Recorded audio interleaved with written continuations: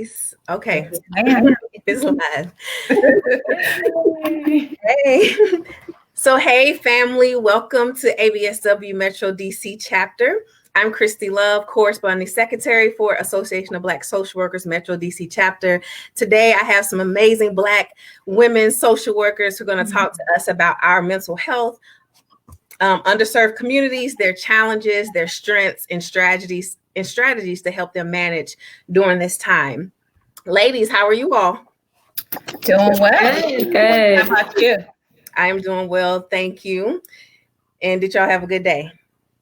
Yes, we did. Good.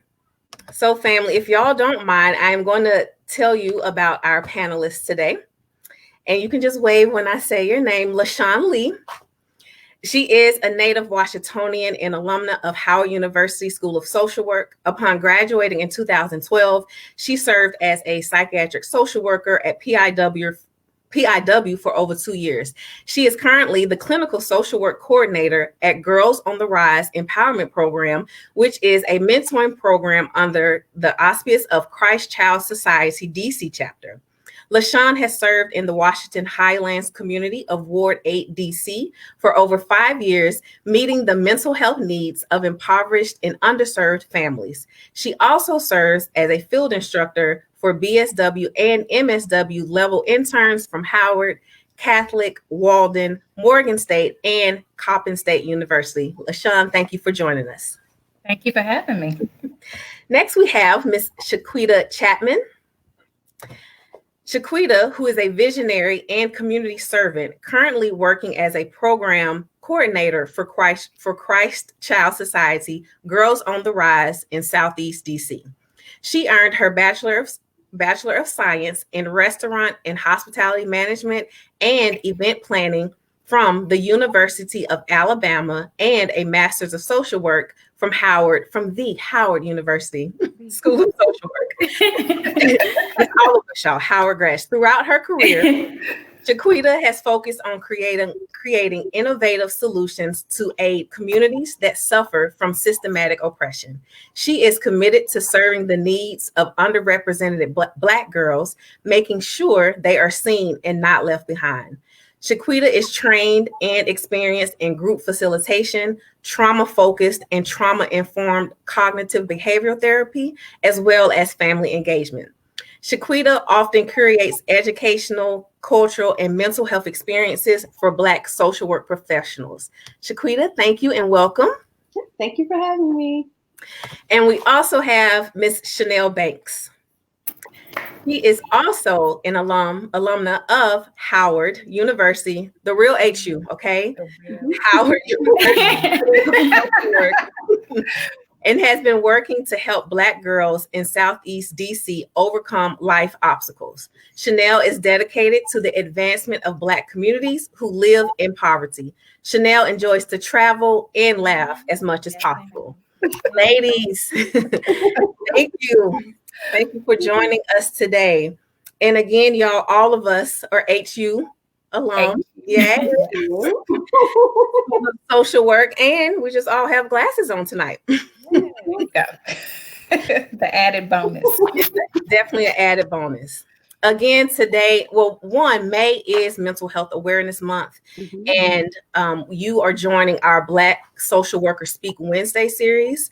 And today we're talking about our mental health, underserved communities, their challenges, strengths, and strategies to help them manage during COVID-19. All right, so just to get started, Chanel, if you don't mind, can you talk about what is underserved communities and how would you describe an underserved community? Okay, sure. So when we think of the term underserved communities, these communities usually lack necessities, resources such as hospitals, grocery stores. Their education system isn't the best. And they also lack secondary necessary resources that would bring positive economic effects. So you have sit-in restaurants, bars, gyms, anything like any social area. And so a lot of times these communities lack those necessary resources to build. And when you have that, you have communities that have high unemployment or underemployment rates. They have high crime, high drug usage, low educational attainment, and health, and a lot of health issues. Mm-hmm. And so when you look at these communities, they're all over. Like, you can find any community all over America, what they look like. But from my experience in working in Washington Highlands, I think that I can give a very vivid picture of what that looks like.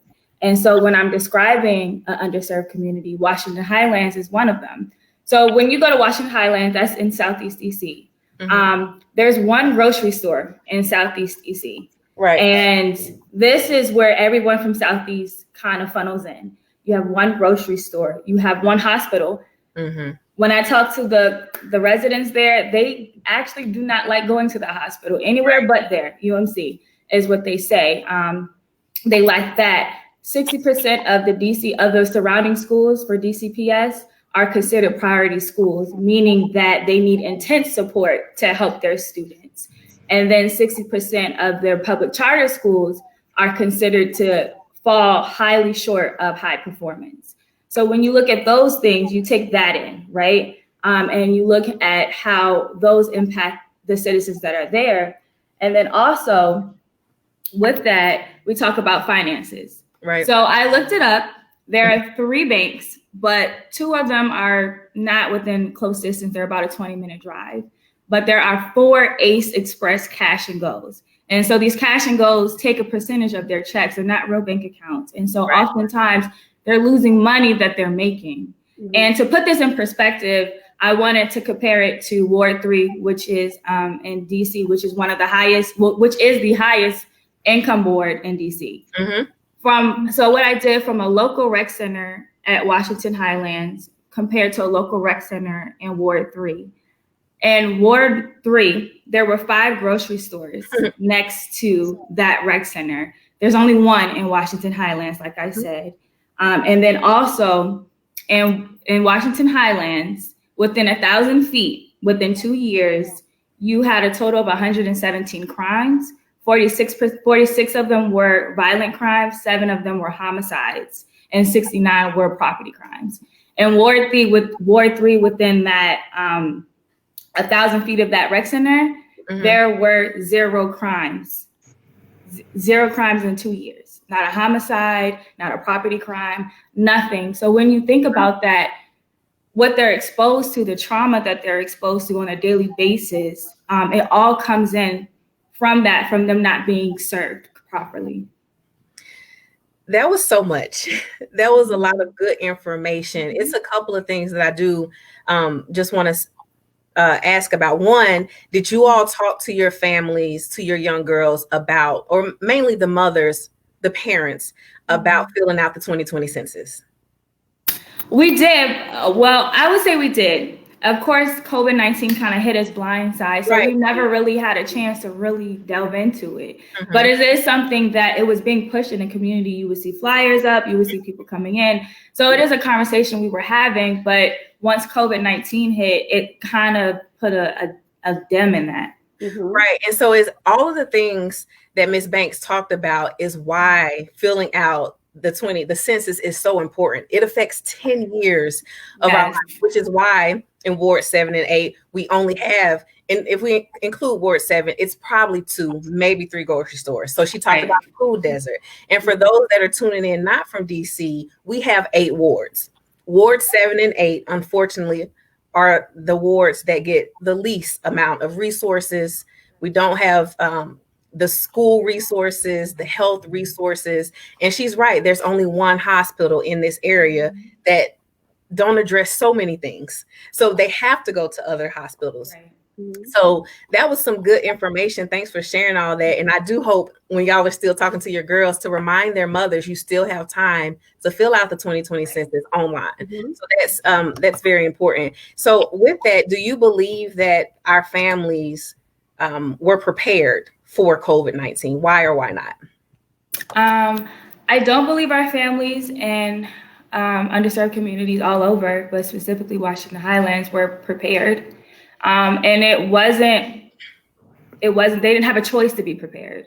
I do believe that the systems that are in these areas did not prepare them, and it's not fair to our families. So no, I don't believe they were prepared. And I say that because if you look at the systems that were already in place that should be held accountable, why is there only one hospital? So now you have a pandemic and you have all these people going to a hospital that is only one. So not only are they there for COVID-19, they're there to have their babies, they're there for other reasons. So now you're at overcapacity. Right. And you're not getting the best quality service anyway. And so they're limiting on that. Also, that's a breeding ground because everyone's trying to go there. Also, one grocery store. Mm-hmm. So we're all going to the same grocery store. There's no diapers.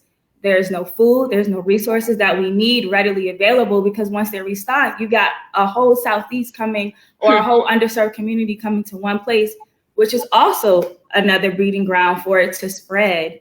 Right.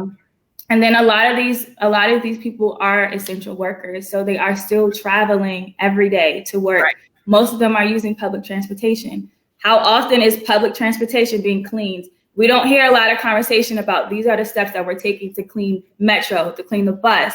And so a lot of the systems have failed these families, and this is just where they live. Mm-hmm.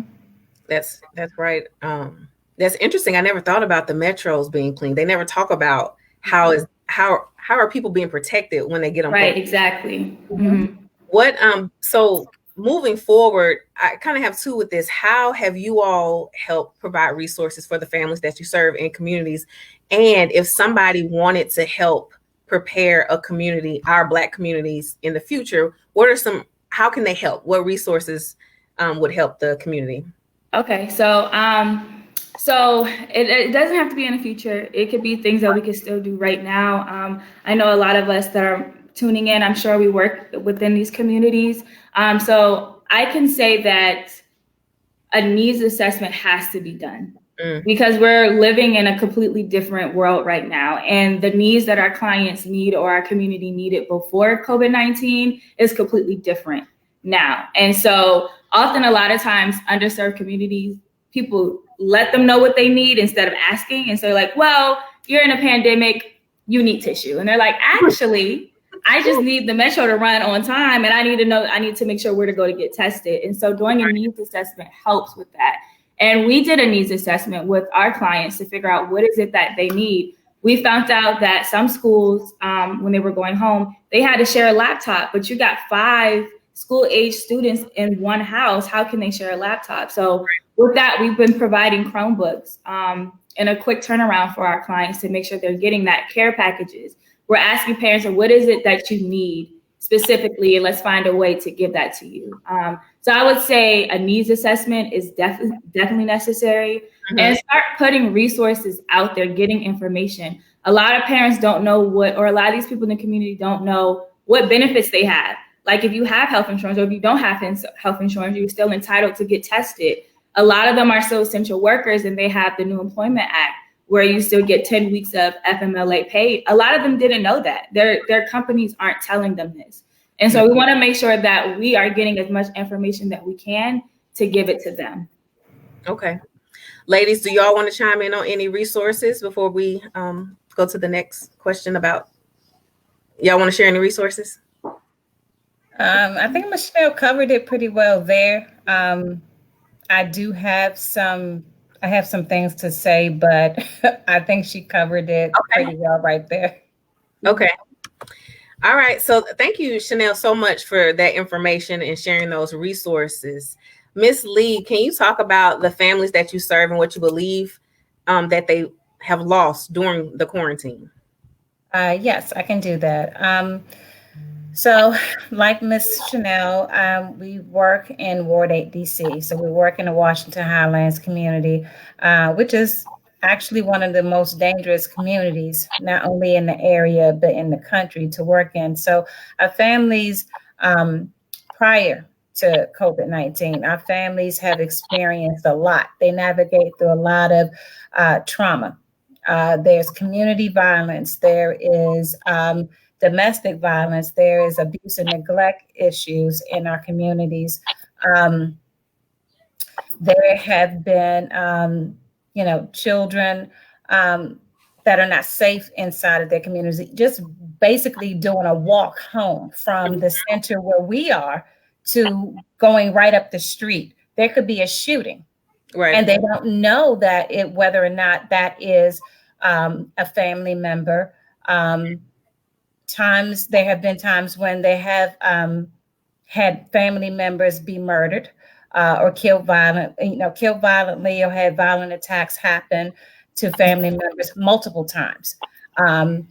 This is all prior to COVID-19. So these are the various traumas that they're navigating anyway. Right. Then you bring COVID-19, and that's an extra layer. Meanwhile, they're trying to live, they're trying to go to school, they're trying to go to work. So then you bring COVID-19, you bring the quarantine. And so then they've lost things. They've lost structure. The girls that we serve, school a lot of times was the only real structure that they had. Right. And safely. Yes, exactly. And so not only did you get educated in the school, but you had something to eat. You could socialize with your friends. You were engaged in some type of extracurricular activity. You had that structure in your life. Family members had their work. I know we talked about some of our family members that are essential workers. Some of our family members have been furloughed. And so then you have that loss of safety and security, that structure too, that structure of going to work every day, but now you're in house every day. Right. And you've lost safety and security. Your health needs, that you feeling safe to walk down the street, even with all of the violence, they've become accustomed to that. And that shouldn't be. But then on top of that, you could walk down the street to your one grocery store without the mask, without having to have I don't know how many bottles of hand sanitizer. But now you've lost that freedom to be able to go to the store and know that they would have a pack of toilet tissue for your house, and it would be enough. They've lost that. They've lost a sense of normalcy and predictability. Right. Definitely, these are uncharted times for our families. Finances have shifted and changed. I know of some families that they have lost employment, but then you have the system, how to connect to your unemployment check, or to be able to qualify. If they are qualified, the system is messed. They can't easily get access to the system. And stimulus checks, same deal. The system is not set up where it's easily accessible to our families. And we're talking about families that would have access to technology. Right. Even then. And freedom to choose when to go, where to go, how you're going to get there. Ms. Chanel was talking about the bus, which most of our families do take public transportation, not feeling safe there. So that's a loss. And then also death. If someone dies in your family during this time, and we've had someone who lost a family member, we're not sure if it was due to COVID or if it was something else because she didn't disclose it, but not being able to grieve together. Right. If you have family that died in another state or something like that, and you're not able to get together and comfort one another, that's a loss. Yes. You have touched on so many things, which is why we're doing this, because it is May and it's Mental Health Awareness Month. And that goes to the question about their mental health. All of the things that were happening prior to COVID, those things are still happening. And people, they're losing, like you said, they're losing family members, if it's about COVID or not. So the question is about the mental health. How are you all addressing the mental health, and how has it impacted them? And what are the resources for our families to address it? Okay. So when you're talking about their mental health needs, I think what the time that we're living in with COVID-19, whatever was going on with you mentally, has been even if you tried to hide it, the stresses of COVID-19 has exacerbated whatever your issue was. So if you were dealing with depression, or if you had some undiagnosed mental disorder, you were dealing with let's say, an abusive partner. Now that you're quarantined in the house, those situations have been amplified because you have nowhere to go. So what we're seeing is a lot of the stressors and families' inability to be able to cope with that. Your second part of your question, you were asking, what are we doing to help to address the mental health needs? Right, and resources. And the resources. So what we've been able to do with our families is, because before you could go outside of your home. You had an outlet somewhere. May not have been the best outlet, but you had an outlet. So you could, whatever you were dealing with, you could find a way to either deflect it or ignore it. Now you're in the house. Being able to have offer telemental health services to our families has been helpful because they're in the house.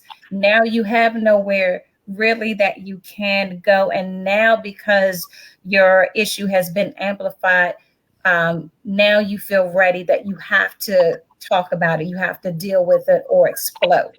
Usually with our families is crisis by crisis by crisis. And when the crisis is over, or at least at an acceptable level, it usually gets forgotten because you have other things that you have to do. Now, just offering that additional service to our families is taking some of the resistance away, I would say. So that's what you're doing for the girls, and that's great. And this is for any of you ladies. Do y'all have any specific organizations that you all use or gear them to that you can share with those that are listening? I know that where we are, there was a lot of group work that was done prior to COVID-19. So we would have to refer out. One of the agencies that we did refer some of our clients to was April May. And so the process to get our clients connected to those services was one that was very easy to do. And they had services that would meet the needs of our clients, where if there were transportation issues, whatever type of barriers that would prevent a family from being able to get mental health services, they tried to meet that need. So that's one agency that we did work with, that we did partner with. Okay. I also did want to share another resource, but this is more towards the unemployment. I do know in DC there was an issue with unemployment. People weren't receiving it in a timely manner. And what happened was there was a part where it said, did you try to look for a job during this time? And they told people that you can bypass that question, but the system didn't catch it. And so people actually had to call in and say, hey, there's something wrong. And they had to say, okay, and switch it off. And so that information wasn't put out to the public. So people don't know why they're not getting their unemployment check.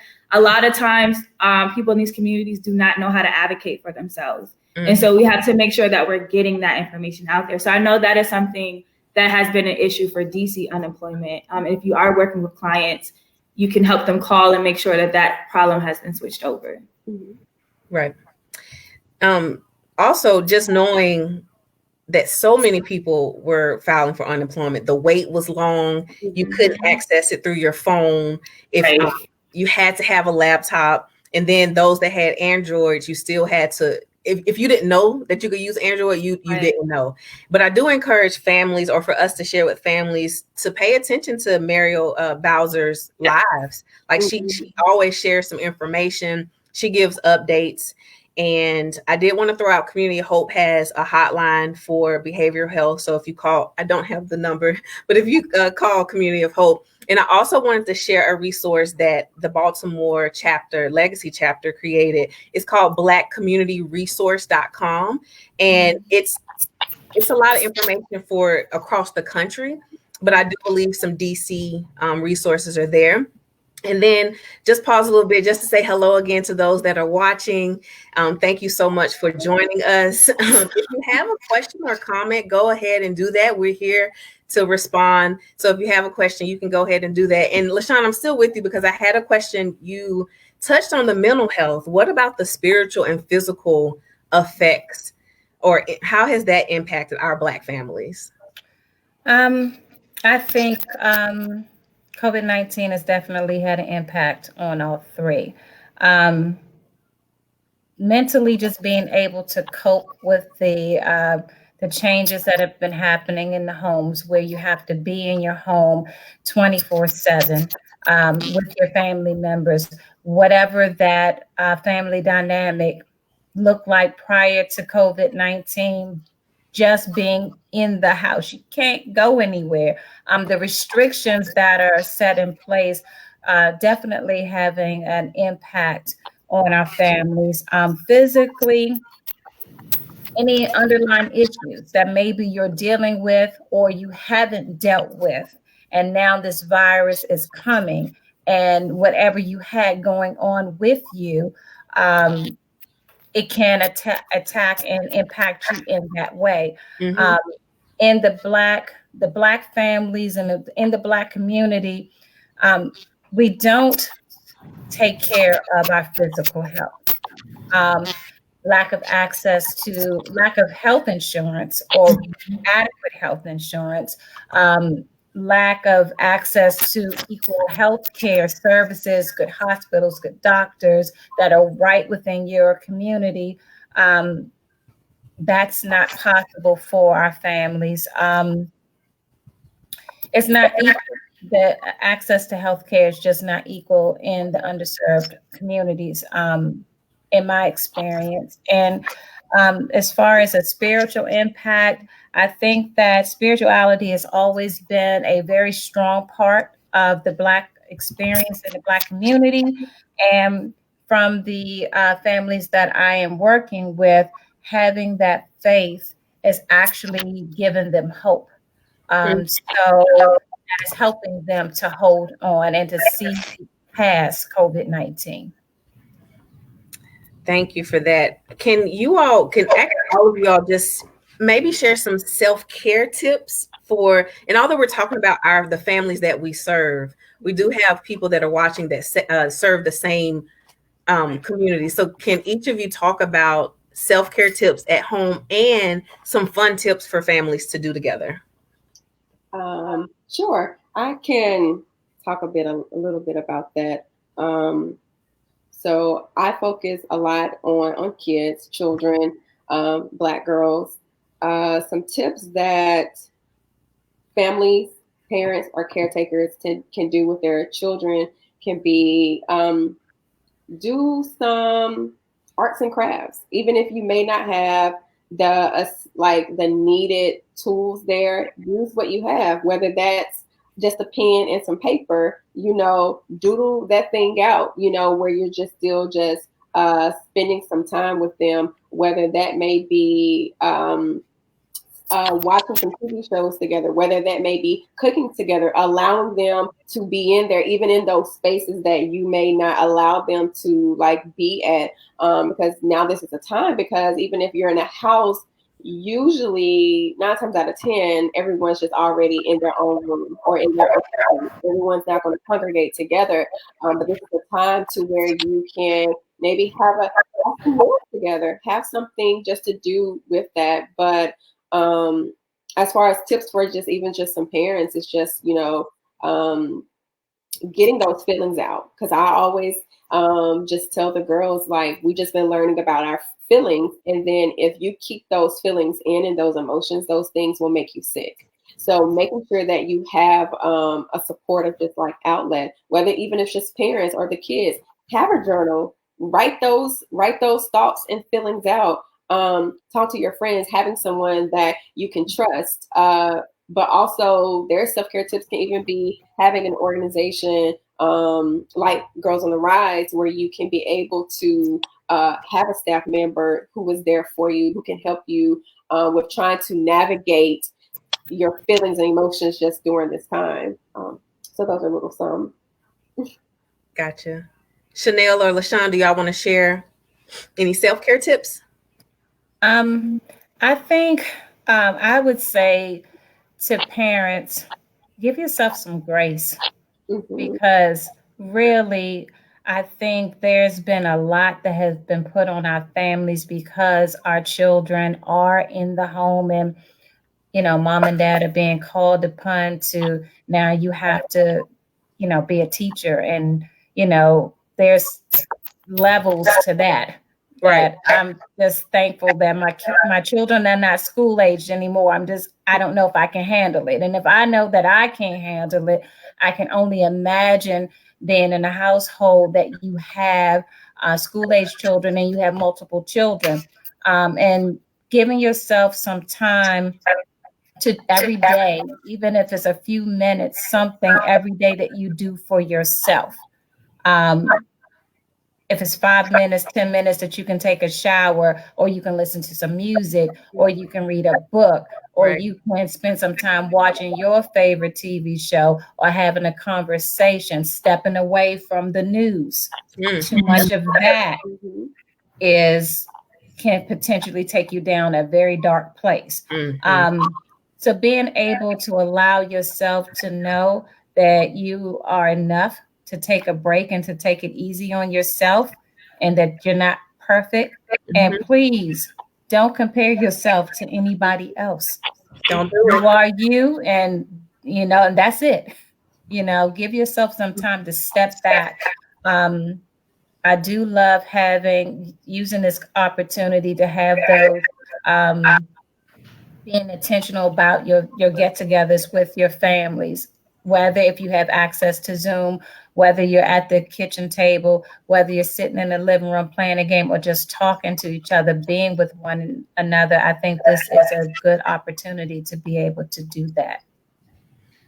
Right. And I would just share that if possible, creating some type of timeline or structure, especially if you have young children in the house, that school kind of gave them that structure. And we went from having them outside the house for 8 hours, and now we have to provide structure for 8 hours. That's a lot. So not an 8-hour structured day, but maybe, if they know that at least for an hour, they can go outside and play in the front yard or backyard or whatever that is.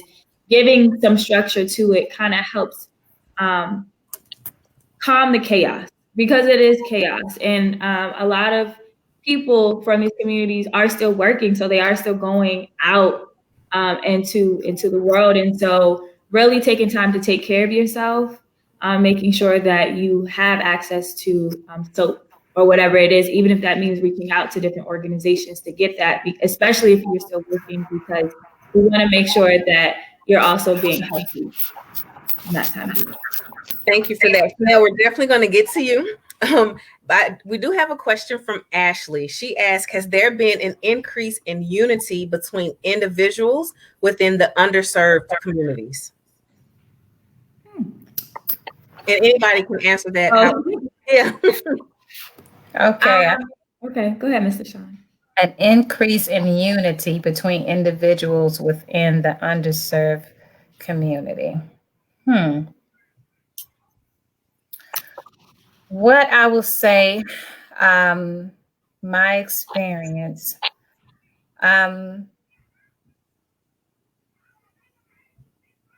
because of the way our program is structured,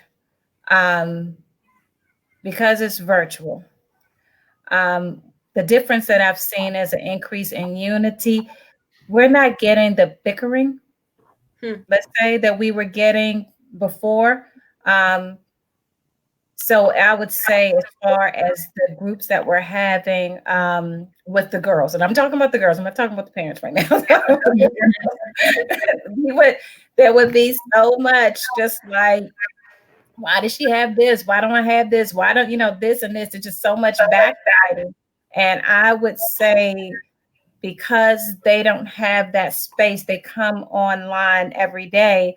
I have seen an increase where they're working with one another and they're supporting each other through that group activity. I have not, and Ms. Shaquita, Ms. Chanel, you can correct me if my old lady brain has totally been turned on, but I have not had to break up an argument like at all. So in that way, my experience, they've been unified there. where we're all here for a purpose, and we want to fulfill the purpose for today. When we met with our parents, same thing. I haven't seen any bickering going back and forth. So in that way, to answer your question, I have seen our families more unified in that way. I would say that I think a lot of times when we talk about underserved communities, we always talk about the violence and they don't get along and there's drama down the street. But there's also a lot of unity within those communities. Talking to some clients who say there has been a friend who knows she doesn't have a car. So a friend's like, hey, I know, put your mask on, sit in the back seat, and we're going to drive to the store because I want to make sure that you have that, or checking on their neighbors. These are things that were happening before COVID-19. There are some challenges that have to be addressed, but I think there's always been a sense of unity. Hey, I remember like even going to the store in Southeast, they're like, don't get that Capri Sun, that's more expensive. Get the 10-pack because it's less. She doesn't know me. And I think that I like that because I'm like, I can go to any store and they're like, shop on your own, do what you want to do. But they're looking out for each other. Don't buy that, that's too expensive, look out for that. I think those are things that we miss because we always see what's wrong with the community. Right. So I think maybe during this time, there is a lot more unity. During Yes, I'm gonna agree with all of the ladies. I'll start with the girls as far as, yes, there hasn't been any type of bickering, but I think the similarity has been even with, like I say, families or just children. Everyone is having those same emotions. So everyone's going through the same thing. So it's like we all feel the same thing. We have to try to like work together just within this. And as Ms. Chanel said, giving their friends a ride to the store, telling them, like, hey girl, hey, I saw this at the other store, is $2, $5 less. Maybe I can pick this up for you. You give it to me, or I can take you there. We can go together. I'm sure this has been like a lot of bartering just like together. So I definitely think there has been a unification just during this time. Awesome. That's good. So Ms. Shaquita, can you talk about, so we've all kind of lost going to work, going to happy hour, going to work, like it's changed for all of us. Can you talk about the abrupt loss for your girls and for the communities, especially the ones that were graduating from high school, the ones going from elementary to middle school, and the ones going from middle school to high school? Can you talk about the abrupt loss? Yeah. So the loss of just children, just in general, losing the structure that they have had in their lives, because maybe having that structure in their life gave them some type of peace. Even just like going to school, it gave them some type of like sanity. Even being with their friends, even if the friends weren't good or not good, it gave them some type of sanity. Still, I say they don't have like the structuredness of it. The loss that they are just having just within this time, like not being able to still even just get some type of like fresh air. Because there are clients that I have that they're afraid to go outside because other individuals are neglecting their health as far as covering up themselves, wearing a mask. They're throwing things just like on the ground, like your dirty glove, your mask. So they're not being able to just like enjoy themselves, especially with the ones that who may be going to, like, even if you're just going to first grade, you go from kindergarten to first grade, right? Fifth grade to sixth grade, or eighth to ninth, or just graduating just in general, just from high school. Those are those things that we have worked so hard for, and we are not being celebrated in the way that we should or we want to. Or just even if you can say individuals who were a part of a team, you all worked so hard to try to like accomplish a goal, and that's not there. I know just in your development, who you are as a child, when you're not able to like achieve those goals, those are very important to you because that plays a lot into your identity of just like who you are. And just for my people who are just graduating, they are just losing that because they have just lost that motivation of to achieve something.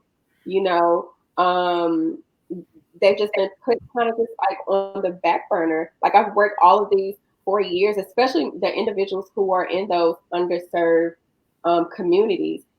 That may have been the jackpot for them. I'm graduating from high school. This is all I need to succeed. And that's not going to happen. I don't know. So it breaks their heart to maybe not even want to do anything like after that. You know, whether that may be getting a factory job or whatever, like the case may be. So they're just gonna just fall behind. So yeah, I think it's a lot of loss. Yeah, it is.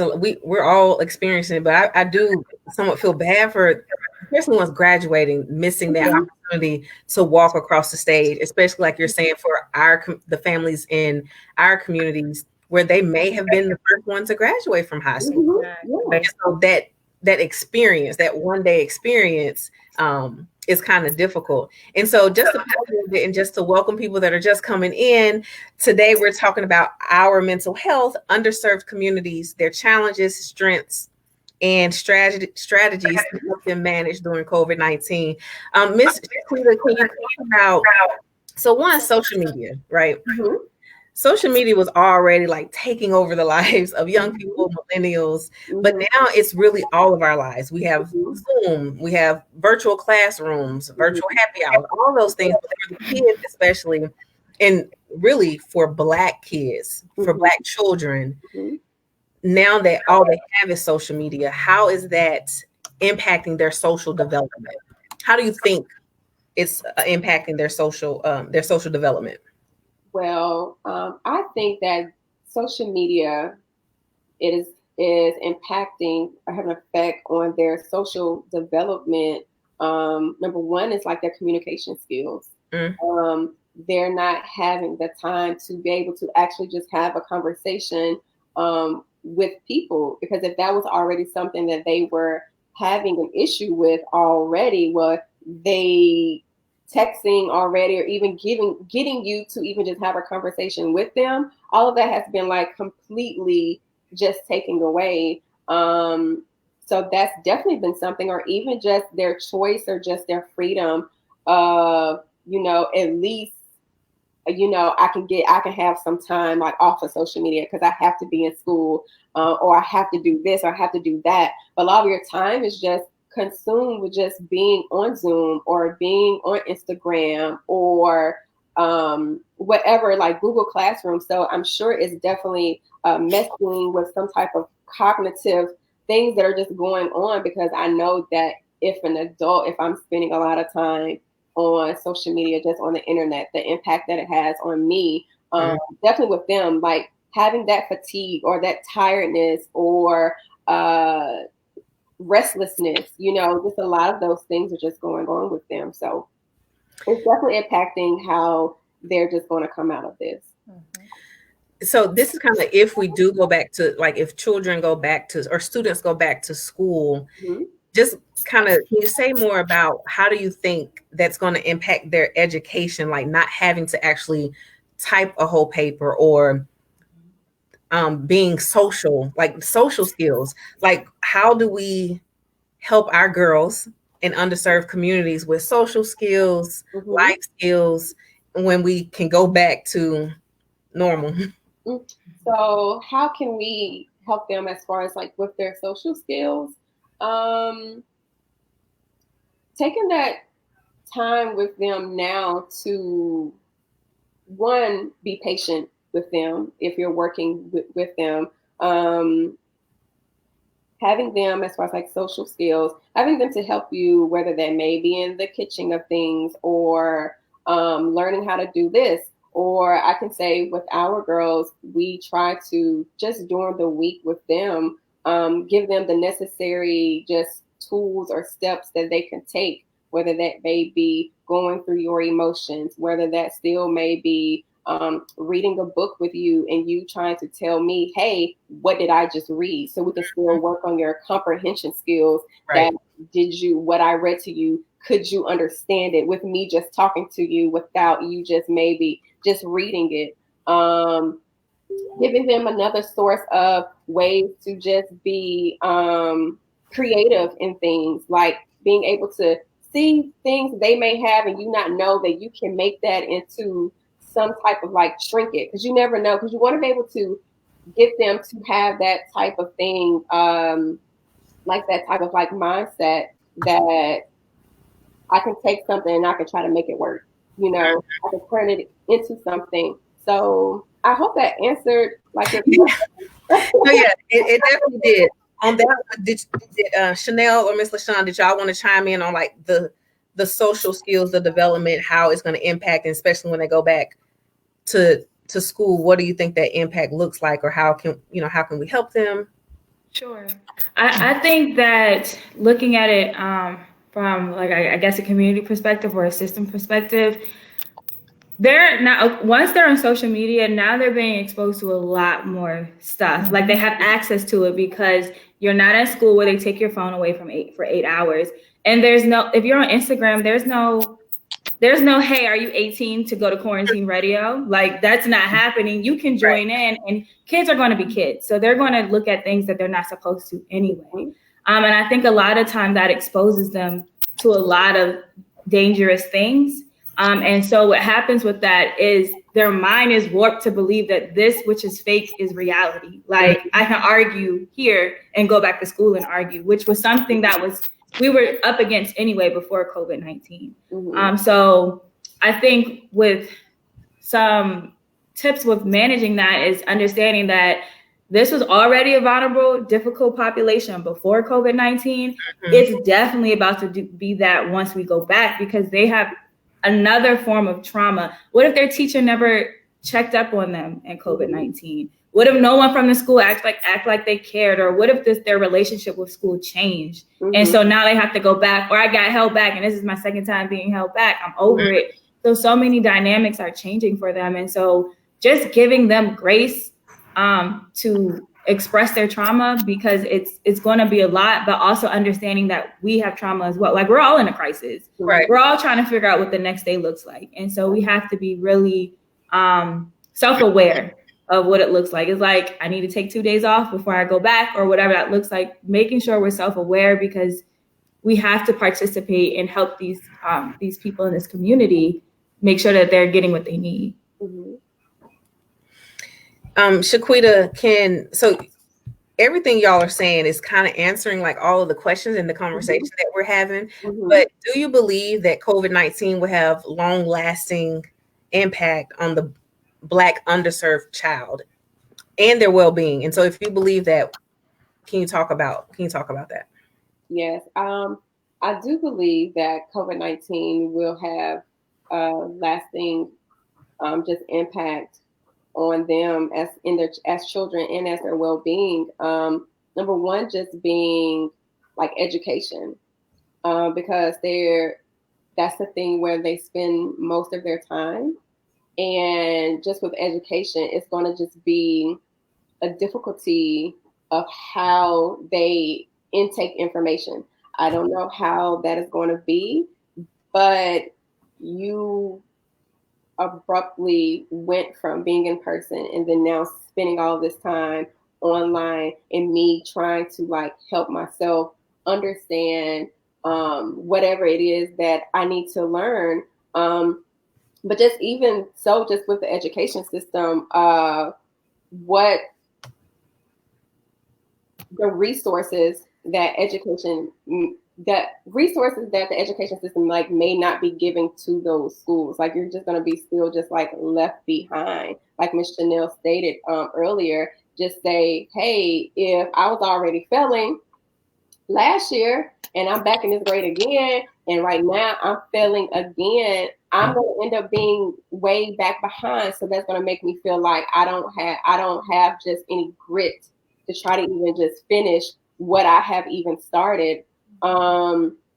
It's definitely going to just have an impact on them as far as like their communication. We already had a hard time with communicating with children as far as how to talk about their feelings or talk about what's going on. And just now it's just going to be just even harder, just with boundaries, because that was something that we're always was trying to teach our kids of, just boundaries, or even respecting authority. So all those things that you were getting and they ended, that's just going to continue just to impact them. But a lot of it, to be quite honest, I do not know the severity of the impact of what it really is going to be until we see it. Right. So it's just like we just have to stay just equipped, and even as individuals who work with children, being so patient and giving them so much grace just during this time, because that's something that they are going to need. Especially just for example, if they're just in a household just during this time that was filled with violence or filled with arguing or whatever, like the case may be, that's something that just they're going to get so used to, because our kids were just used to having a conversation with adults and them always yelling at them, and then they could not get really used to us just like, why are you being like that to me? Right. You know, so just always just continuing to just show kindness to them, be kind. So gotcha. Did any Miss Lashawn or Miss Chanel, did y'all want to touch on long lasting effects or how it might impact them in the long run? I would add to what was said before me, and all of that was great. I would add to expect it, to expect PTSD, to expect anxiety level, to expect depression, to expect these things and to prepare for it, because our families were already navigating through difficulty, trauma beforehand. Now we don't know all that our families are going through now. We know some of what they're sharing with us if we're being honest about it. We know what they feel comfortable in sharing with us. What is going to be long lasting? We don't know that yet. But considering that our underserved families in our community have already been undervalued, and their communities already lacked proper resources before, just knowing that it's going to take them a while. If you're talking about education, they've already had their education in the schools that they're going to in the communities and underserved communities is already unequal anyway. So they were already behind. Systemically, they were already behind. Right. Then you take away that structure from them for who knows how long. Right now it's been 2 months. We don't know when they're going to go back. So all of that time away from the structure that they did have, and then they have to go back. And then whatever fears they may have had or developed during this time of quarantine, now you got to get out the house. So if you were in your neighborhood and you saw people throwing masks down and you saw them throwing away their gloves and all of that kind of stuff, you saw that before. So maybe you weren't anxious about that before, but now you are. And then they say, okay, go back to whatever your life was, and I need you to go back immediately. And we already didn't think about you before, so you're already lacking those resources. So it is to be prepared for it, because it's going to happen. To take this time to sharpen our skills, to have these conversations that we're having, because they're important. But to be prepared for life is not going to be the same for any of us. And it's not going to be the same for our clients. So we need to be able to give ourselves grace, because we're going to need it for ourselves. And we're going to need it for our families, because this is going to be a lot. And it's not if it's going to have a long lasting impact. It is. Right. We just don't know the severity of it yet, but it is. So Right. just being prepared as we can be for when we go back to whatever life is going to be post COVID-19. Mm-hmm. And I would lastly add to that communities that don't have access to testing, I feel like COVID-19 is going to last longer there. They did a report by zip code and found that zip codes that have more minority people living there, they're 2 times as likely to be infected than someone who's coming from majority white or a wealthy location. And so they don't have access. So how long are people going to be sick is the question for me. And that, of course, impacts families, that impacts children, because if they're sick, who's taking care of them? Is Nana sick? Nana was the primary. Nana's in the hospital now. We're talking about hospital bills piling up. I mean, now I can't afford to pay my bills, and all these other things are going to affect the families, which affect the children. And that's my biggest fear. But honestly, this has always been happening. They've always been left behind. So I appreciate us having conversations like this. I hope this is giving people a little bit more fire to advocate for these families and these children. Right. Thank you. Thank you all for that. Rhonda, just want to share some of the comments that are being said. Miss Rhonda Banks said, adverse childhood experiences are real for those children. And yes, COVID-19 will have a huge impact on these children, and they will need so much love and support.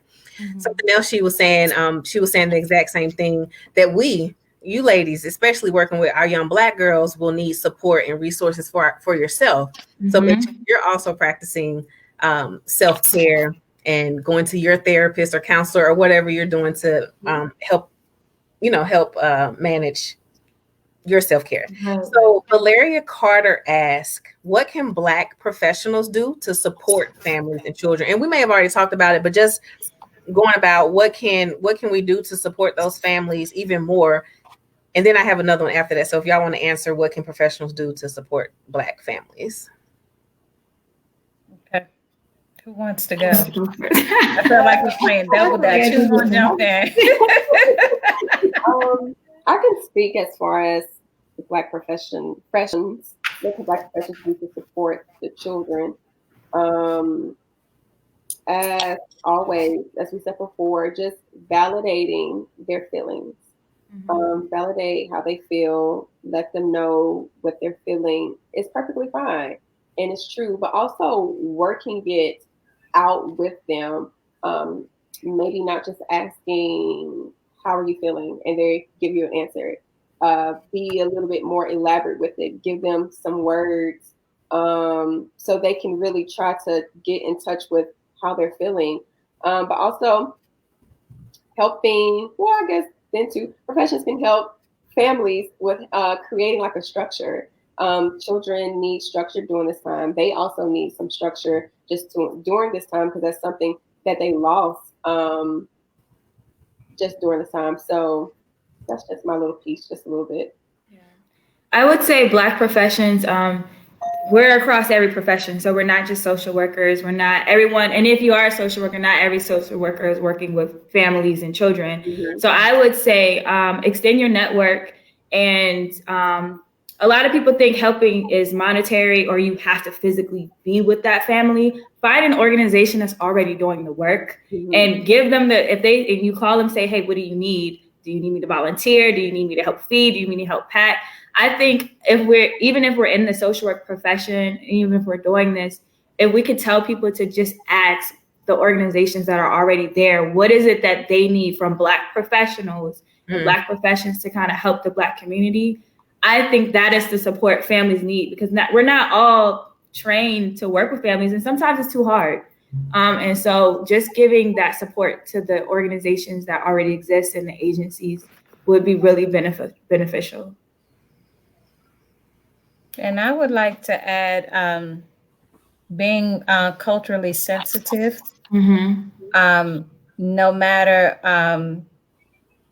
who you're working with. If you're working with an underserved community, there is no, it's not a one size fit all mentality. Right. Even within the families that you work with, if you are working with families or whoever your clients are, you have to be sensitive to the culture that operates in their environment. Mm-hmm. You need to be able to step into that space and learn as much as you can learn about their environment, because then that shows that you care about them and you see them, and you don't generalize it like all underserved communities look like. They all want this, they all need this. You don't know unless you get in there and see them as people and then address their individual needs. So I would strongly admonish being culturally sensitive. That's good. Ladies, I think some people may not know what Girls on the Rise Empowerment Program is. So again, these are ladies that work with our young girls in Ward 8 at Girls on the Rise Empowerment Program. And we're here talking about our mental health, underserved communities, their challenges, strengths, and strategies to help them manage during COVID-19. Can you all talk about Girls on the Rise Empowerment Program, maybe about what you do, why you chose it, or just really share what Girls on the Rise Empowerment Program is about? Okay. Shaquita, we can start with you. Again, it's going to be double dash. Oh, Jesus. Okay. So, Girls on the Rise Empowerment Program is an enrichment program that is for Black families and Black girls, catered to the Ward 8 area. With that, we provide necessary tools for the girls and the families, but for the girls specifically, as far as those social skills, self-esteem tools, communication skills that they need to just be just an upright, just Black woman, and to just know that they are enough. So just giving those tools to just navigate life maybe a little bit easier. Okay. Yeah. Thank you. Chanel. Okay. I would definitely extend to what Miss Shaquita was saying. We definitely want to provide life skills, and we're focused on the family because we know the girls don't come without a family. Obviously, everyone is in a household, but we want to at least provide. A lot of times, maybe it's generational. They're in a generational cycle of trauma, and so maybe the parents don't know what the boundaries are. Maybe the parents are unaware and they need to learn too. So we're very open to making sure that we're giving the support to families and the children. And one thing I say we do really good is being honest with the girls and just like it's life. Like this is just life, and we're not trying to save them. Like we can't fix poverty. We can't fix the community in a one fix. All we can do is take a journey with them. And so we're learning to take journeys with them. What is their individual need? And I think one example that kind of makes me keep going to work or make sure to stay in this community is very simple. As I had one girl who was graduating. She was graduating senior, but she would text me, "What time you coming? Where's your ID at?" It was never a greeting like, "Hello, how are you? How's your day?" I will always text back, "Good morning, I'll see you here," or "Good afternoon." And eventually she would text, "Good morning, Ms. Chanel. How can I help with this or that?" And I thought that was impactful because she's going to have to go to work one day. She's going to have to interact with different people on different levels at one day, and communication is key. How you talk to people is key. And that takes time, and that not every relationship you get to have, you're going to have time to build it. And so we want to make sure that they have skills, that they know how to address people, because if they're not getting it, then we're kind of setting them up. And so just having small wins kind of snowball into bigger wins. Before you go, Miss Lashawn, I just wanted to address what Miss Chanel is saying about those little key social skills, even through texting. I work with adults who are in rapid rehousing, and sometimes they'll just ask a question. It's no hello. And so that conception that once you graduate from high school, you have all of these adult skills and social skills. Right. You have to continue from the little girl to the 30, 40-year-old woman who missed those social skills that are so important, that flows into why they can't maybe keep a job, Right. why their relationships, and then showing their children how they go off in the store. Like we have to teach, Yes. show people how we should, or most Right. appropriate ways to respond to things. So that's good that you respond with the good morning first. Right. First off. Let's start there. All right, Ms. Lashawn, tell us about Girls on the Rise on your end. On my end, Girls on the Rise is a beacon of hope in a community that is dealing with so much grief, so much trauma. It is a program that creates a safe place, and I think that that's something that we do well. We create a safe place, sometimes for just our families to just be, not because you need, they're all that have different levels of need, but sometimes just being that safe place where I know if I come to Girls on the Rise, whether I'm the 10-year-old girl or whether I am the 25-year-old mother who never really developed correctly or properly because there were some things that was set in her way. So though she may be chronologically 25, developmentally, she might still be 13 because that's where she had her daughter and she might be stuck there. But just creating a safe place for people to come in and just be without fear of judgment, and to know that there are some authentic women who are there who really, really do care about you and they really see you. I think that is important because if you're not authentic, it's like blood and in the water with a great white. They can pick that up. So I think creating a space where they know that they can be cared for, loved on, supported, and guided, and that they're seen as not some type of hopeless, helpless victim, but that they are not the sum total of any mistake. You know what I mean? There's still hope. There's still life. Life isn't over for you. And here's how we can help, but we also partner with you. We're not telling you what to do. We're partnering with you. And we're going to go on that journey with you because you are worth it. Right. I know that's good that you said that. We always have to remember what social workers, we know, meet them where they are. Right. I don't have to be from the inner city to connect with you. I can build relationships and build rapport, and it's okay if you can't do that. Like you have to know what fields to go in. Right. What was I going to ask you all?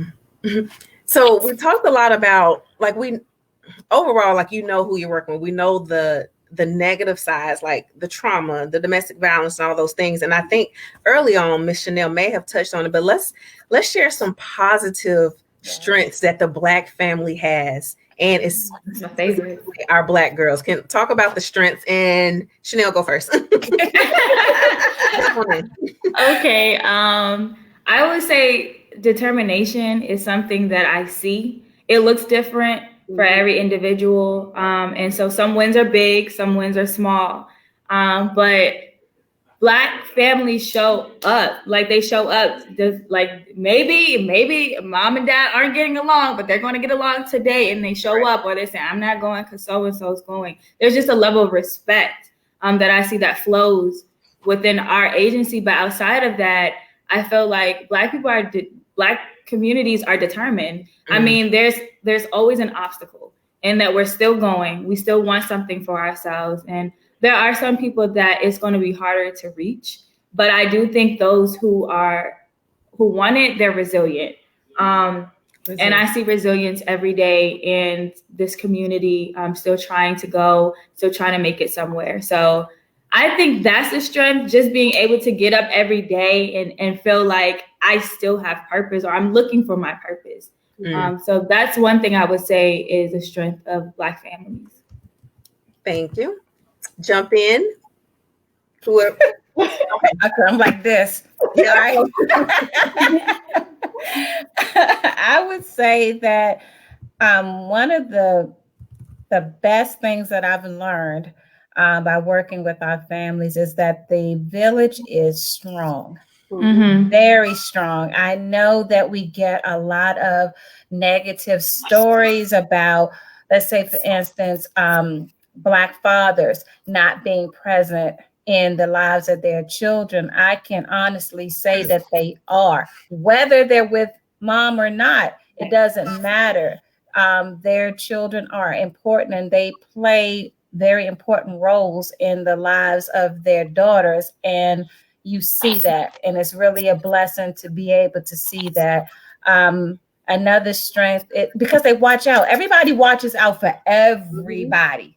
Everybody. Mhm. Everybody. I never have to worry about my car where it's parked. I never have to worry about, because somebody in the neighborhood is looking out for us. And if there is some type of something happened in the community, whether it be a jump out or if there was a shooting, everybody rallies together with what do you need? I'm picking up this child because her mother had to work late. So we're working together. A lot of mothers work together in that way. So I think a strength is that, because you see that, we're all backstabbers and all that kind of, that is not true. That is so not true. I think a strength is that we're all we got. And so we're going to take care of each other. And so the village is very strong. I love it. It's good. Yes.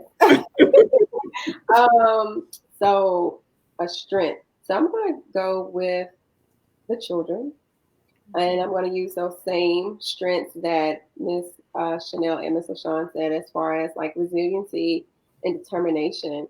But another one I'm going to add is like accountability. The girls will hold you accountable for the T. Because I believe they do it because it's someone that they trust. They'll be like, well, you said that we do this today. Right. What are we doing today? What are we doing? So they love that and hold your accountable. Like, you know what? I can't even slack. I got to come correct. And I have to be 100. So if you're on my toes and you want that. So I feel that the girls they're good for that, and they're determined. Even if during this time they may not have all the structure that they need, but they're trying. Right. I may miss my 9:30 meeting with my teachers, but at least I'm gonna try to go to my next one. You know, and so they are determined and they're committed. When they're into something, they are committed to it. And I can say that about our families and for our girls, and that's what keeps Girls on the Rise just thriving. That commitment that we have to them and the commitment that they have to us. So there's a lot of strengths. Yeah, we do have a lot of strengths. I know Miss Joanna was saying that you all use the word we are resilient, we're resourceful, and that's good. And so as we wrap up, I just want to, if anybody watching has any questions or comments, go ahead and do that really quick. So now you know about Girls on the Rise Empowerment Program in Ward 8. Miss Shaquita, Miss Chanel, and Miss Lashawn all work there. They're Black social workers from Howard University. Yes. So thank you all for coming. You all have started off the month of May for Association of Black Social Workers, our Black Social Workers Speak Wednesdays. And I didn't say in the beginning, hashtag that, and also hashtagging our mental health. And so it's really good. And so as we wait, if people want to ask any questions, can you all, each of you all, just give a recap or just kind of share any last words about our mental health and about the communities that you serve, the Black families that you serve, however you want to have your ending statement. Sure. I'll go. Okay. I want to end with just challenging Black professionals and Blacks of anybody really, but especially professionals, just to be that advocate. My mom taught me the importance of a stern letter. And so a lot of times when our clients are trying to advocate for themselves, it might come off aggressive. It might come off in a way that people aren't listening. And this is why we gathered the tools. So we could go to that school and have a conversation with that principal. And we can go to that, probably not the job, but we can tell them what to say to their boss the right way. We have these skills to build people up for greatness. And I just challenge us to really take the opportunity to do that and look out for our communities, because even though we might not live in these communities, there are someone loved ones, and oftentimes there are loved ones, and we want to see them win. I just want to see Black people win, especially Black people that I feel that are often left behind. And we have to challenge ourselves to make sure that we are investing in them, not just the homes. For gentrification, now it's a hot spot to live, so I'm gonna live there right quick because it's cheap. But make sure if you live there, make sure you're providing resources to the homeless shelter that's down the street, because you might have, brought in that gentrification. So we just have to be mindful that we're not being a part of the problem, and that we are doing our due diligence with these. Right. Chanel Banks says she is rooting for everybody Black. Everybody Black. Who got next? I would say that we really need to be able to still continue to work with our families and destigmatizing mental health. I know that there is a lot of negativity that is still within the Black community surrounding mental health as being seen as a weakness. Anything that we can do to take away the stigma of mental health as it being a weakness. I tell my families all the time, if you had something going on with you, mental illness is no different than a physical ailment that you might have. If I have high blood pressure, I need to be able to address that in order to live and be the best me that I can be. Same thing with my mental health. If there's something going on there, that needs to be addressed as well, as it's not seen as a weakness. So whatever we can do to lift up the importance of mental health within our community, I think that would serve us well. Thank you, Ms. Lashawn. Our mental health matters. And we Yes, have ma'am. Yep. Yes, ma'am. Ms. Shaquita? Yes. What I just have to say, just to wrap this up, is just don't forget about the under-resourced children. We feel as though, some people feel as though, they do get a lot of resources and things of that nature, but they don't. I just feel like they can just be forgotten, whether that's in the school, whether that's just in the home, whether that's just in the community. Just continue to just validating who they are and their emotions, and making sure that you're just paying attention to them. Just being aware of those little things, little nuggets about them, to where you don't know where you can step in and just help them. Because a lot of times it's they want to be seen. They want to be seen. They want someone to see this so they can help me. So just get to it. Don't just want to be working hard. Take your time with them, and so they can just trust you. That's just all about the rapport and things. But it's going to take a while. But once it's there, they got you. Right. They definitely do. Yeah.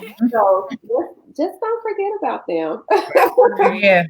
So affirm our Black girls and teach them, show them how to do self-affirmation, positive affirmations, and let them know that we love and support them. There's one question from my director. So just to share, I'm in a pageant, Miss Full Figured DMV, and my director is on, and her name is Miss Lorraine Ross. And she asked, what is the best way to get in touch with the program to become a partner? And let me just throw out there that I've already talked to Anj. My platform is going to be Straight Up Love, and that's lifting our voices everywhere through creative writing. And I had already wanted to partner with you all. So that'll be something. Can you tell Ms. Ross a way to get in touch with the program and partner? Sure. You can find us on Facebook at Christ Child Society, DC, or Girls on the Rise, or you can shoot us an email. I'm sure, are we able to submit our email? Anj, can you type, Anj is on, can you type in the comments where people can find you all. And Chanel, you said Christ Child Society. Christ Child Society, DC. Yes. Or Girls on the Rise Empowerment Program. Yes. Okay. And that's all. Thank you all so much for tonight. This was Thank you. Again, this is Association of Black Social Workers, and we are doing hashtag Our Mental Health and hashtag Black Social Workers Speak Wednesdays. And May is Mental Health Awareness Month. And today we were joined by Miss Chanel Banks, Miss Shaquita Chapman, and Miss Lashawn Leigh. Thank you all so much. We really enjoyed this. Remember to support our Black families. There are so many resources. Meet them where they are. And just know that we are social workers and we're here for you all. Thank you, ladies. Thank you all. Thank you. Thank you. Night. Be safe, everybody. Bye. Bye.